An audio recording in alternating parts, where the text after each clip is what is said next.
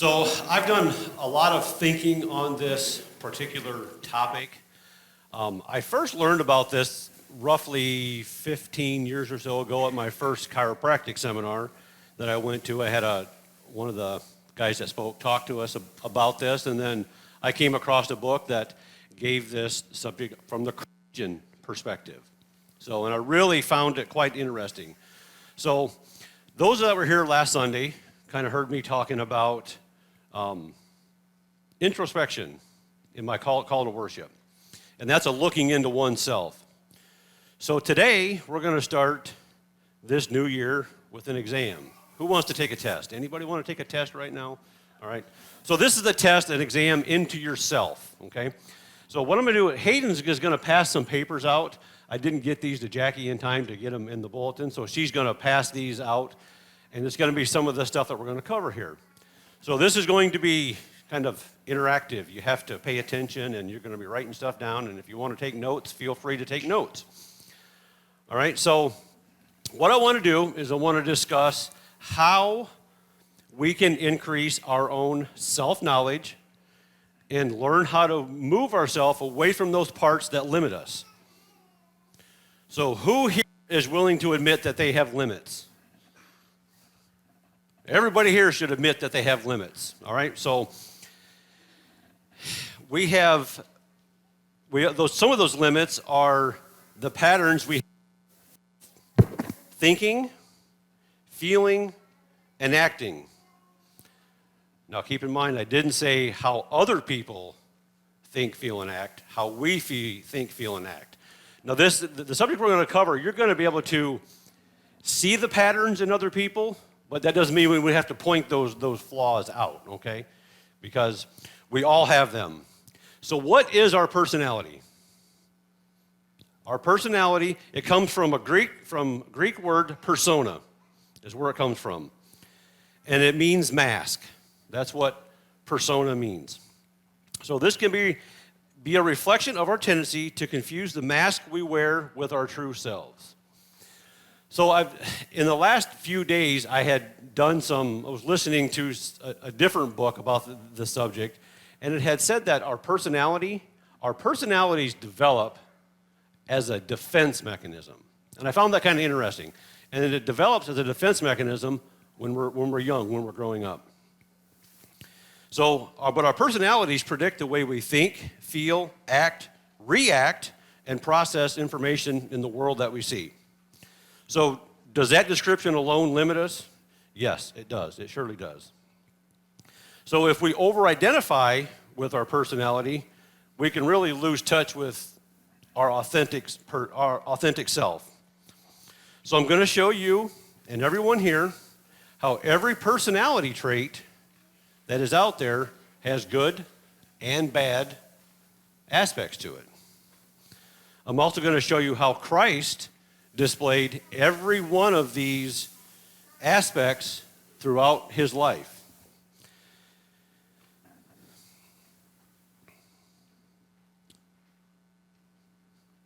So we know that we have Christ within us. There's a piece of Christ in every single one of us. And you're going to see this here shortly. So the American theologian Thomas Merton, and I'm not sure if any of you have heard of him, he said, before we can become who we really are, we must become conscious of the fact that the person who we think we are, here and now, is at best a imposter and a stranger. So now this is where the Enneagram comes in. And you're probably thinking, oh, what's the Enneagram? All right? So the Enneagram, she's going to put a picture up there. So that's the Enneagram. All right. So Ennea means 9, gram means figure. So it's a 9-pointed figure. And you've got that on the handout that Hayden handed out there. So now we could talk for 45 minutes about that diagram, but I want to get into some of the details of each one of the personalities. So every personality type is interconnected, as you can see. So ancient tribes that were the originators of this Enneagram called it the face of God. because all 9 energies manifested into the 9 personality types as the 9 attributes of God. As Christians, we see Jesus Christ as the face of God. So in Colossians 1:15, it says, "The Son of the image of the invisible God, the firstborn over all creation. For in him all things were created, things in heaven and earth, visible and invisible. Whether thrones or powers or rulers or authorities, all things have been created through him and for him. He is before all things, and in him all things hold together." So before we go any further, with these personality types, there is not one personality type that is better than another personality type. All right? We're all individuals. And this is not putting you into a box. All right? Just because you identify with a certain personality type, this is not where you're at. I'm trying to show you the box you're in and how to get out of it. Because the ultimate goal is we want to be able to display all of the personality types. But we all have that one that's going to be the focus. So, hard and fast rule here, it's not if you identify, I'm going to use myself as an example. I'm a 3. All right? So, that doesn't mean that I'm just strictly a 3. Because as you look at the diagram of the Enneagram that I gave you, you can see it's connected to 4 other numbers. So, being a 3, I'm connected to 2 and 4. There would be my wings, all right? And then I'm connected to 9 and 6. So you'll see every one of those is connected to 4 different. We can flow throughout this. So it's not hard and fast. This is you. And as we go over these, you might recognize, like, hey, I that one, and I got some of that one, all right? So the first question that we have to ask is, are you assertive, compliant, or withdrawn? If you hesitate and said, yeah, I think I'm assertive, no, you're not. Assertive people, they're going to come right out and they're going to say it. Yes, I'm assertive. So that's the first question. The second question is to figure out which type you are. Is your sense of self-esteem, self-importance, or the reason you do the things you do driven by anger, fear, or image? All right, so for example, anger types are not always angry. Who knows who Gandhi was? All right, Gandhi was an. All right, fear types are not always afraid. Who's heard of Evel Knievel? He was a fear type. How many people want to get on a motorcycle and try and jump the Grand Canyon? All right. So those are the first few questions that we have to ask. And you can see, it's kind of blurry up here, but if you want to write those, that can kind of give you an idea of where you are at. So what we're going to do is we're going to go over these groups. We're going to do the anger types first. So there's a reason we're going to do the anger types. We're going to start with number 8s. All right? If you're an 8 crowd, that means they're assertive and they're an anger type. They're the leaders. They detail, give me facts. All right, so we will jump right into this. And I put them in the wrong order. All right, so type 8s are considered a challenger. So before I get into this, I'm going to give you just a brief overview of the type, and then we'll go into the kind of the ranges that we can see within the type. So type 8s are the challengers. They're also called the leaders. They're commanding, intense, confrontational, and motivated by the need to feel strong. So the 8ness of Jesus was shown when he knew what he wanted, and he defended his position without compromise, and he bore the consequences of his words and actions. So if we look at John 8, verses 3 through 8, at the Mount of Olives, the teachers of the law and the Pharisees brought a woman caught in adultery. They made her stand before the group and said to Jesus, "Teacher, this woman was caught in the act of adultery. In the law of Moses commanded us to stone such women. Now what do you say?" They were using the question as a trap in order to have a basis for accusing him. But Jesus bent down and started to write on the ground with his finger. And when they kept on questioning him, he straightened up and said, "Let any of you who is without sin be the first to throw a stone at her." And again, he stooped down and wrote on the ground. So there's a little bit of confrontation going on right there, and he wasn't afraid to do it. So a healthy 8, now we always want to be on the healthy side of things, all right? So a healthy 8, they're great friends, exceptional leaders, and they're willing to fight for those who can't fight for themselves. Now hopefully we all know somebody that's like this. Hopefully we know someone in every one of these types. So average 8s tend to be more steamrollers than diplomats in their leadership. They're dualistic thinkers. It's right or wrong, it's good or bad. That's it. They prefer to lead and really struggle to follow. Unhealthy 8s are preoccupied with the idea of being betrayed. They're suspicious and slow to trust others, become revengeful when wrong. So now, also every one of these personality types has an associated deadly sin to it. So the deadly sin of the 8 is lust, and it's not in the sexual type, but it's in the sense of intensity. They want to be where the action is. 8s don't have a dimmer switch. They're on or off. How many people know someone that can start an argument in an empty house? All right? Those are 8s right there. Nobody has to be around. And 8s tend to externalize their anger. If they're angry, you're going to know it. So famous 8s. I thought this was interesting, too, when I first learned about it, because it kind of gives you a picture of what some of these 8s might look like. So Martin Luther King Jr. was an 8. Patton was an 8. Muhammad Ali was an 8. Mother Teresa was an 8. And in the Bible, Samson. All right, so we'll move on to the next one. Type 9. Type 9s are the peacemakers. So they're pleasant, laid back, and accommodating. They're to keep the peace, join with others, and avoid conflict. The 9ness of Jesus was his radiating calmness and peace. We can easily see that with Jesus. So in Mark 4, verses 37 through 30, a furious squall came up and the boat, so that it was nearly swamped. Jesus was in the stern, sleeping on a cushion. The disciples woke him and said to him, "Teacher, don't you care if we drown?" He got up, rebuked the wind, and said to the waves, "Quiet, be still." Then the wind died down, and it was completely calm. Healthy 9s. Healthy 9s are your natural mediators. They can see the value and perspective of others' points of view.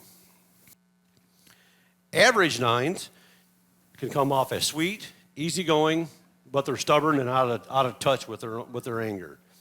They are willing to stand up for justice on behalf of others, but not likely to do it for themselves.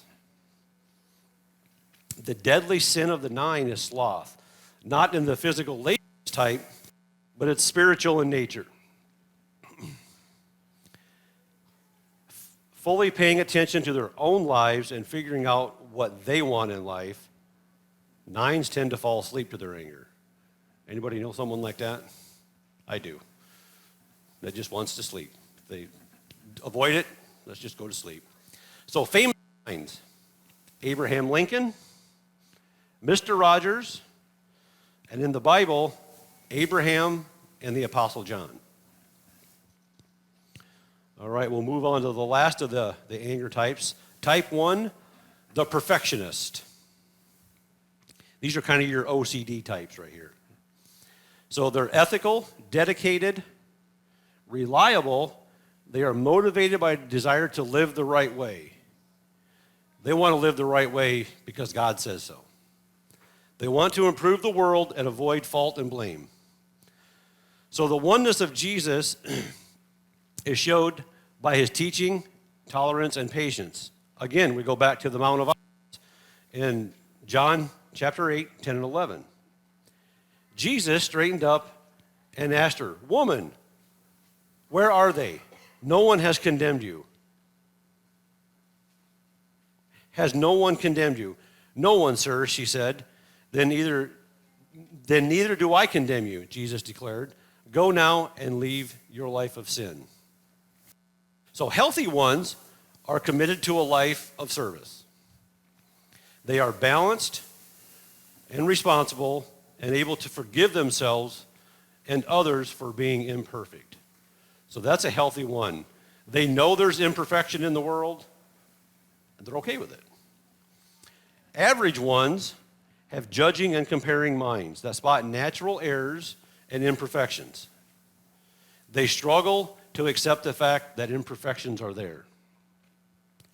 Unhealthy ones tend to fixate on small imperfections. They're obsessed with micromanaging whatever they can. It doesn't matter. They can, if it's having control over the dog, all right? That's how an unhealthy one reacts. So the deadly sin of the one is anger.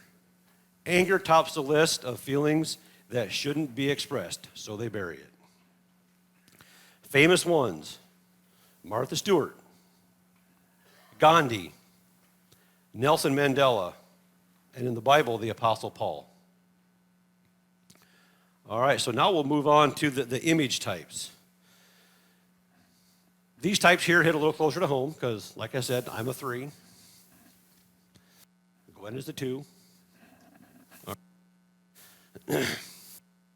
Type 2s, or the helpers. Giving, they are motivated by the need to be loved and to avoid acknowledging their own needs. So it's quite easy to see Christ as a 2. I mean, that's a pretty easy one right there. Especially when he is willing to leave the 99 to find the 1. And the name Jesus itself means Yahweh helps or Yahweh saves. So in Matthew 20:28, it says, "As the Son of Man did not come to be served, but to serve, and to give his life as a ransom for many." All right, healthy 2s. Healthy 2s in their efforts to love and care for others. They also know their boundaries. They adapt well to changing circumstances and are aware of their existence and their true self. If there's a profession that's a 2, it's nursing. Pretty easy right there.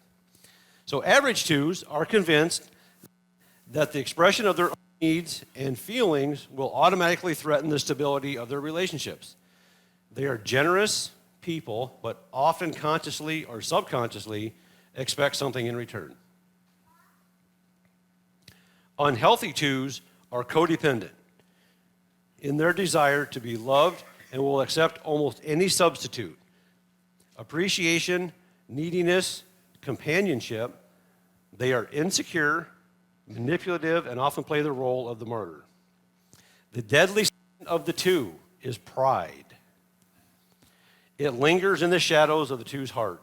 They avoid their own needs to focus their attention and energy on meeting the needs of others. 2s like to show a cheerful and likable image they can change to please with who they are with. A good example of a 2 in the Bible comes from Luke 10 with Martha and Mary. This is about the only place in the Bible where you're going to find somebody that orders God to do something. All right, so Luke 10, verse 40. By all the preparations that had to be made, she came to him and asked, "Lord, don't you care that my sister has left me to do work by myself? Tell her to help me." Hell hath no fury like an overworked 2, or underappreciated 2. Famous 2s, obviously Martha right there, Princess Diana, and Dolly Parton. All right, on to number 3. 3s are the performers, or they're also called the achievers. The United States in general is we kind of have this to lots of other countries. I've even found one book that listed what countries are basically what types. So The performer, orientated, image conscious, and wired for productivity. They are motivated by the need to be or appear to be successful and avoid failure. So the threeness of Christ was shown in his wanting to achieve the vision of the reign of God, and he did his utmost to preach and pursue this vision at the risk of losing his life. Christ cited a passage from the book of Isaiah 61:1, which is repeated again in Luke 4:18. The Spirit of the Lord is upon me, because he has anointed me to proclaim the good news to the poor. He has sent me to proclaim freedom for the prisoners and recovery of the sight for the blind, to set the oppressed free. All right, healthy threes. They have moved past the goal of merely looking good and are moving towards being known and loved for who they are, not what they've accomplished. They still love to set goals, rise to challenges, and solve problems. But their self-worth is not tied to this. They have balance with their abundant energy with work, rest, and hobbies. So average threes they push achieving to overachieving. They're highly driven. They see love as something that should be earned, value what others define as success, and strive to do more and do it better. Unhealthy threes find failure unacceptable, which causes them to be unable to admit and causes them to behave as though they are superior to others. Turn the deadly sin of self-defeat to the sin of intentional deceit. They tell fabricated stories and accomplishments to maintain their image. So I'm going to go into a little bit more detail on that one because I'm a 3. For me, I have found when I get to this unhealthy point, and I've started to recognize this when I get to this unhealthy point. Sometimes I miss it because when I'm really stressed, and if you look on the back of that paper, you'll see there's 2 more pictures on the back there. So it says when you're stressed, and then the other one says when you're in growth. So when I am stressed, I move towards the negative characteristics of a 9. And I've learned to catch myself when I'm doing that. Because what happens is if I get that stressed, I'm like, you know what? Leave me alone. I'll do it myself. Just get away. There we go. So when I'm healthy, I move towards the positive aspects of a 6, which is going to be coming up here real soon. And that's where I want to be. So you heard me say earlier that, for example, name just went out of my head. Sorry. Mother Teresa. A lot of people want to see her. A lot of stuff I've read says that she's really, she's not, because when she's healthy, 8s, when they are in growth, they move towards the 2. They become the. So, and it's really interesting how you can kind of range and follow through that. So you'll see that on those arrows, the growth arrows, the picture on the growth side, that means you're doing well. So you're going toward the positive aspects of that other number. When you're stressed, you're going towards the negative aspects of that number that's being pointed to. Did I make that way too confusing? All right, so the deadly sin of 3s is deceit. Not the deceit of others, but the deceit of themselves. 3s tend to cast an image of success and achievement to win admiration.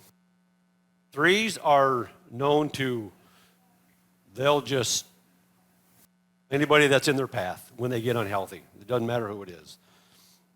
So famous 3s, Tom Cruise, Oprah, and from the Bible, Jacob, the brother of Esau, who tricked his brother out of his birthright. Does it help to see some of the famous people who they are? I mean, I mean, I'm not real big on celebrities, but sometimes it's nice to see what some of those look like. So type 4, they're romantic. So now I'm going to go back to that growth thing. So for example, 2s, when they are healthy, towards 4s. Right there. She moves towards 4s when she's healthy. That's when the singing comes out and the playing the piano and all that fun stuff. They're the artistic types. All right? They're creative, sensitive, and moody. They are motivated by the need to be understood, experience their oversized feelings, and avoid being ordinary. They can be seen as artistic or highly creative. So a lot of times, I mean, a lot of your famous actors and artists, musical artists are usually 4s. So the 4ness of Jesus was shown when his friend Lazarus had died. So in John 11, 34 through 36, he said, "Where have you laid him?" He asked. "Come and see, Lord," they replied. Jesus wept. Then the Jews said, "See how he loved him." So be their emotions. They're going to show the emotions. Also how Christ showed 4 was in the Garden of Gethsemane, where he trembled, hesitated, and sweat blood preparing for his final struggle. So healthy 4s have a vast emotional range, and they can go from one end to the other really, really quick. Healthy 4s, the emotional range, and they manage it by not acting or speaking on every feeling they have. This is the healthy side. They are deeply creative, emotionally honest, and connected and attuned to beauty. Average 4s struggle daily with learning to accept themselves as they are. They seek their identity by exaggerating their uniqueness. That's the key right there, their uniqueness. Some of them will dress very, what we might consider oddly, okay? Unhealthy 4s tend to be manipulative, play the role of the victim to create or maintain relationships. They find themselves lacking when compared to others. So the deadly sin of the 4 is envy. They envy the normalcy, the happiness, and the sense of comfort which others seem to use as they move throughout their life. They are prone to melancholy. Melancholy is the happiness of being sad. It doesn't make any sense, but that's what it is. 4s like to project an image of uniqueness. So there's lots of artists that are out there.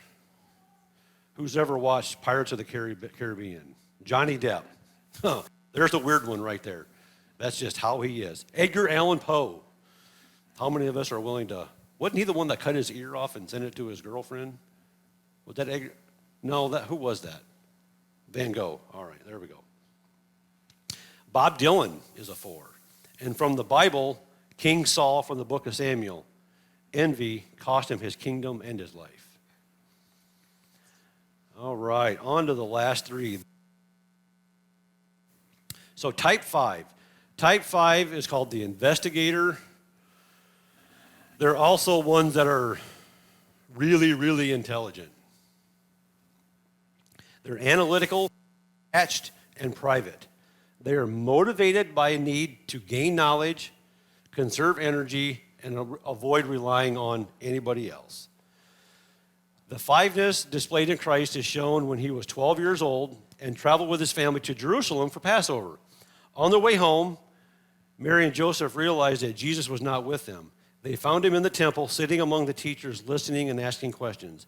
In Luke chapter 2, 46 through 49, after 3 days, they found him in the temple courts, sitting among the teachers, listening to them and asking questions. Everyone who heard him was amazed at his understanding and his answers. When his parents saw him, they were astonished.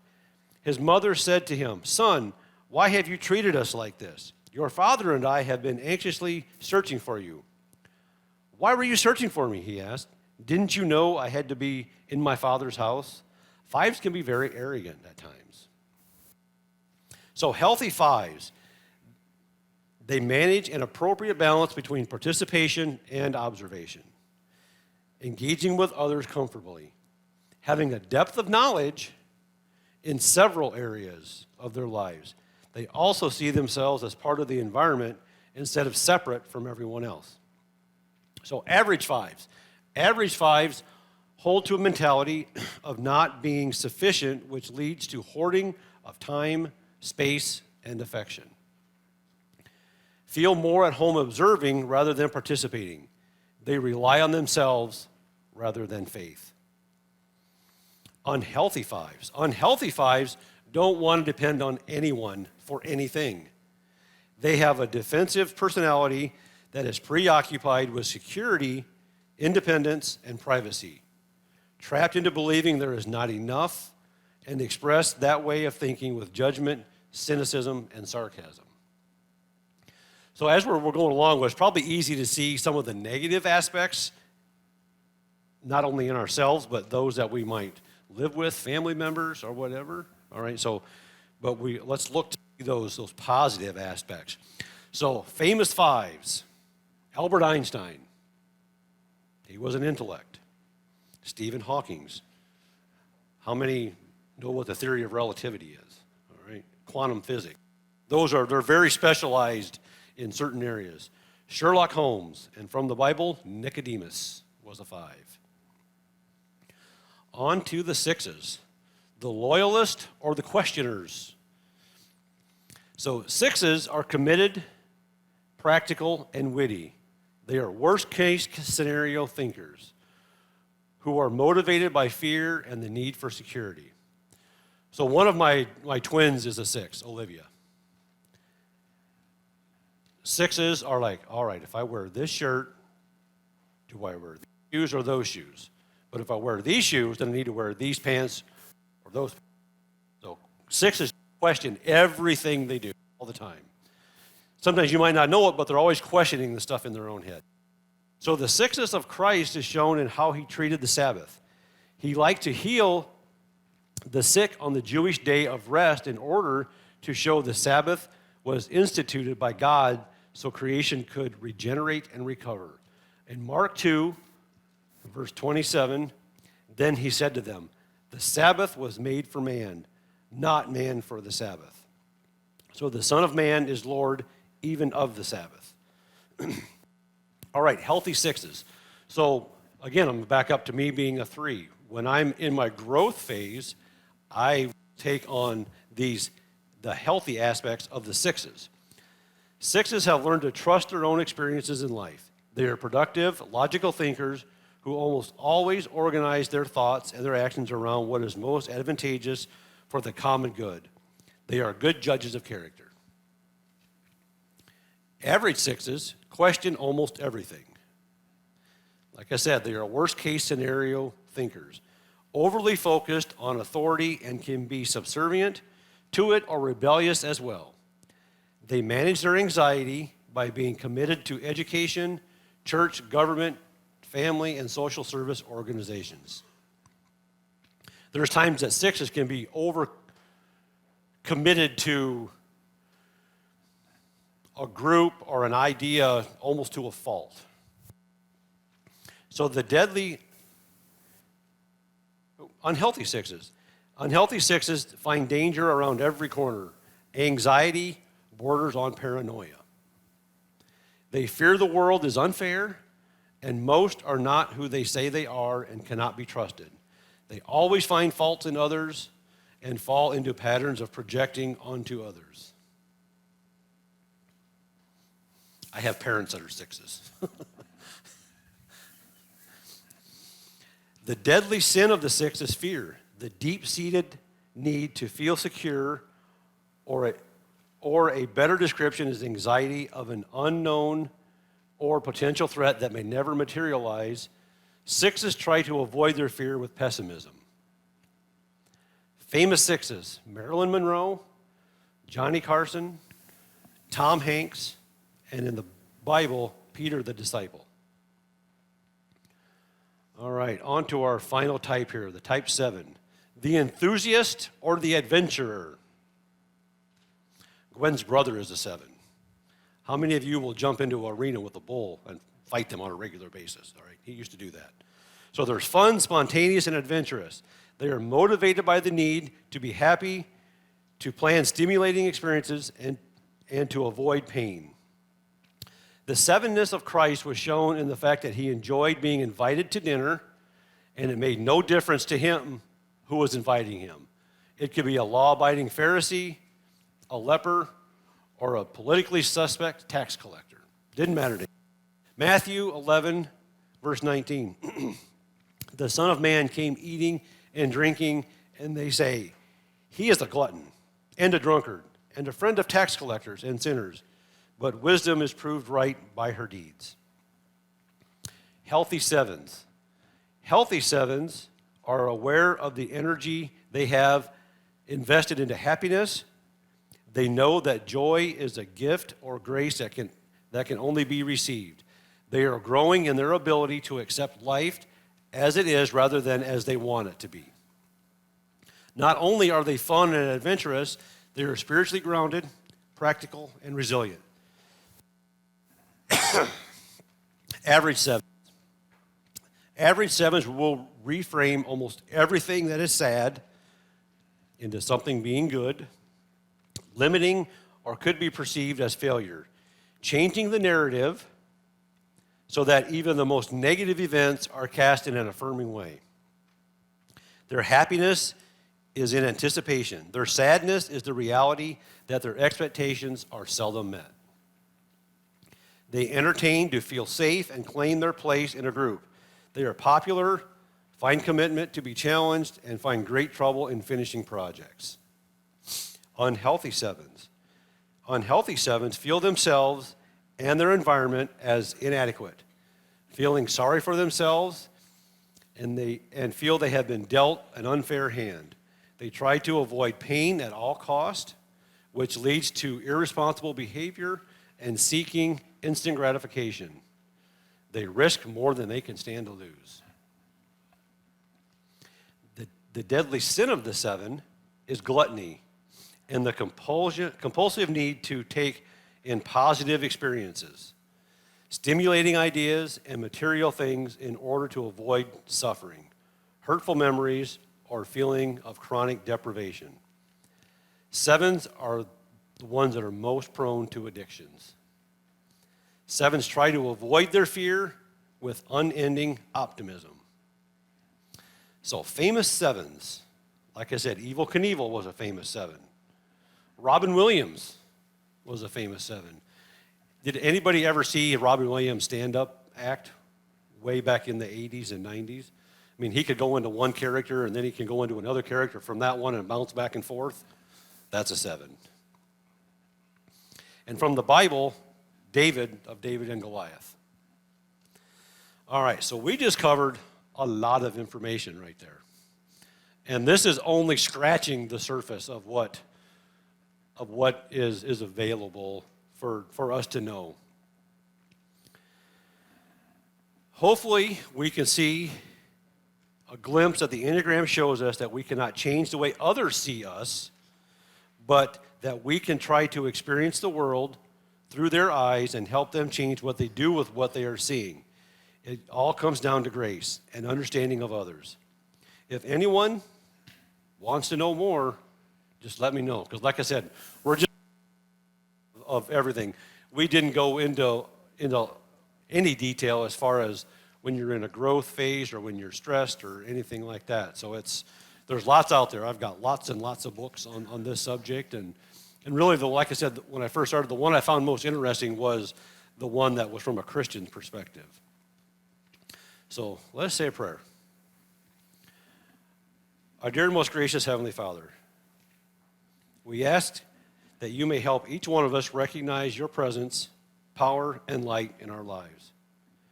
We may realize that we are never alone, that our souls, in all its brightness and belonging, connects you intimately with the rhythm of your creation. May you help each one of us respect the individuality and differences each one of us has. Help us realize the shape of each soul we encounter is unique. And there is a reason why we are here. see ourselves with the same delight, pride, expectation with which you see in every moment. These things I ask in your Son's name, Jesus Christ. Amen.